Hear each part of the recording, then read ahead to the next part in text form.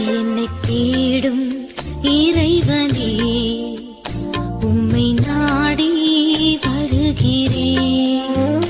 என்னை தேடும் இறைவனே, உம்மை நாடி வருகிறேன். இன்றைய தியானத்தின் தலைப்பு அழுங்கள். வாசிக்க வேண்டிய திருமறை பகுதி லூக்கா 23ஆம் அதிகாரம் வசனங்கள் 26 முதல் 33 வரை. அழுங்கள். நீங்கள் எனக்காக அழாமல் உங்களுக்காகவும் உங்கள் பிள்ளைகளுக்காகவும் அழுங்கள். லூக்கா 23:28. இயேசு சிலுவை மரணத்துக்கு ஒப்பு கொடுக்கப்பட்டார். அவர் தோளில் சிலுவை சுமத்தப்படுகிறது. சிலுவை பயணம் தொடங்குகிறது. ஊர் மக்கள் வேடிக்கை பார்க்க இயேசு சிலுவையை சுமந்து கொண்டு நடக்கிறார். எருசலேம் நகரத்து பெண்கள் அந்த பரிதாப காட்சியை கண்டு புலம்பி அழுகிறார்கள். இயேசு கிறிஸ்துவுக்கு அப்பெண்கள் தனக்காக அழுவது பிடிக்கவில்லை. ஆனால் அவர்கள் அழவேண்டிய காரியம் ஒன்று உண்டு, அதற்காக அழுங்கள் என்கிறார்.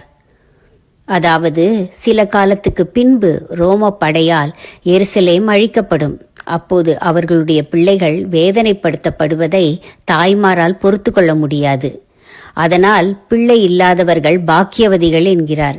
பிள்ளை இல்லாதவர்கள் வேதனையில் நின்று ஓடி தப்பித்துக் கொள்வதும் எளிதாயிருக்கும் என்று தீர்க்க தரிசனம் கூறுகிறார். ஓசியா தீர்க்க தரிசனம் சொன்னபடி மலைகளும் குன்றுகளும் அப்படியே தங்கள் மேல் விழுந்து நசுக்கி கொன்று போட்டால் நலமாயிருக்கும் என்று மக்கள் நினைக்கும் அளவுக்கு ரோமர்கள் அவர்களை துன்புறுத்துவார்கள். ஓசியா 10:8. கிறிஸ்து பட்ட பாடுகளுக்காக நாம் இனி அழத் தேவையில்லை, அழுது பயனும் இல்லை. இயேசு சொன்னபடியான அழிவை நாம் எதிர்கொள்ளாவிட்டாலும் இரண்டாம் வருகை, நியாய தீர்ப்பு, இப்போது நம் பிள்ளைகள் வளரும் சூழல், அவர்கள் செய்யும் பாவங்கள், தீமையான பொழுதுபோக்குகளுக்கு அடிமையாயிருத்தல், இவற்றை நினைக்கும்போது இன்றைய தாய்மார் அழுது ஜெபிப்பது அவசியமானதாய் தோன்றுகிறது. ஆம், நாம் மரித்து உயிர்த்த இயேசுவுக்காக அழத் தேவையில்லை. ஆனால் கிறிஸ்தவ தொலைக்காட்சிகளில் எந்த பாடல் பாடினாலும் இடையிடையே கிறிஸ்துவின் சிலுவை காட்சிகள், முற்றிலுமாய் இரத்த காயங்கள் படிந்த அவரது திருமுகம் ஆகியவற்றை காட்டி நமக்குள் பரிதாப பக்தியை வளர்க்க முயலுகின்றன. உளவியல் நெறியின்படியும் பக்தி நெறியின்படியும் அது தேவையற்றது. ஆனால் தேவையானது நாமும் நம் பிள்ளைகளும் சிலுவை மீட்பை ஏற்றுக்கொண்டு சிலுவை நாதர் சொன்ன வாழ்க்கை நெறிகளை பின்பற்றுவது, அதற்காக அழுது ஜெபிப்பது மட்டுமே.